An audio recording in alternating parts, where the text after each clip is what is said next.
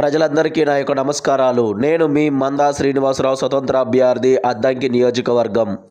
2024 సంవత్సరం మే నెలలో జరిగిన సార్వత్రిక ఎన్నికల్లో నేను స్వతంత్ర అభ్యర్థిగా ఎమ్మెల్యే పదవికి పోటీ చేశాను. ఉద్యోగాలు ఏమన్నా సృష్టించిస్తున్నారండి?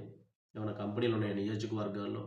అట్లీస్ట్ ప్రైవేట్ కంపెనీలు ఉన్నాయా? పోనీ గవర్నమెంట్ ఉద్యోగాలు ఉన్నాయా? ఎప్పుడో ఎలక్షన్ ఎండింగ్లో రేపు ఈసారి మాకు ఓట్లు వేయాలి కాబట్టి ఏదో ఒక 500 జాబులు, ఒక 1000 జాబులు రిలీజ్ చేస్తారు, అంతే, దట్స్ ఇట్, అయిపోయింది. మరి మన రాష్ట్రంలో ఇన్ని కోట్ల మంది ప్రజలు జీవిస్తున్నారు. చదువుకున్న నిరుద్యోగులు సంవత్సరం వేల మంది నిరుద్యోగులుగా మారుతున్నారు. ఉపాధి అవకాశాలు లేవు.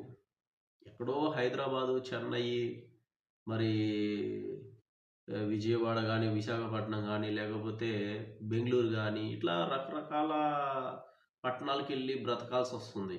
ఈ చదువుకున్న యువతకు ఉపాధి అవకాశాలు ఏవి సార్? ఏవి?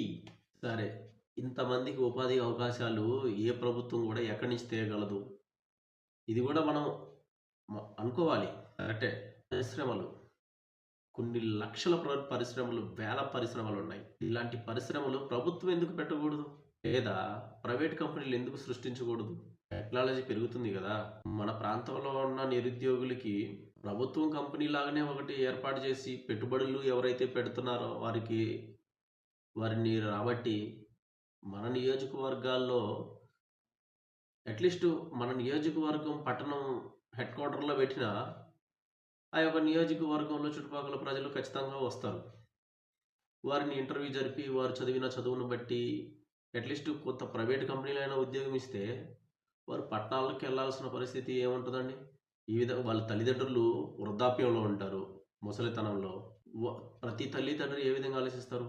నా కొడుకు కూతురు మమ్మల్ని చూస్తాడో చూడడో, మేము వృద్ధాప్యంలో ఉన్నాం, మా కళ్ళ ముందు ఉంటే బాగుండు అని ప్రతి తల్లి తండ్రికి కోరికగా ఉంటుంది. ఒకసారి గ్రహించండి, వృద్ధాప్యంలో ఉన్న తల్లిదండ్రులని చూసుకుంటూ దగ్గర పాటుగా ఒక కంపెనీ ఉంటే ఆ జాబ్ చేసుకుంటూ వచ్చిన డబ్బుల్ని తల్లిదండ్రులను చూసుకుంటూ తన కుటుంబాన్ని చక్కగా జీవించలేడా? ఎందుకంటే ఇంకేం కావాలి? ఒక సామాన్య మధ్యతరగతి కుటుంబానికి ఇవే కోరుకుంటారు ఎవరైనా. ముందు జాబులు లేక అల్లాడిపోతున్నారు ప్రజలు. ఇలాంటివి సృష్టించగలిగితే భగవంతుడు మిమ్మల్ని తప్పకుండా ఆశీర్వదిస్తారు. ఎస్, తప్పకుండా ఆశీర్వదిస్తాడు భగవంతుడు. మనం చేసే మంచి పనిని బట్టి ప్రజలు మనల్ని దీవిస్తారు. మనం చేసే మంచి పనిని బట్టే భగవంతుడు మనకి తోడుగా ఉంటాడు.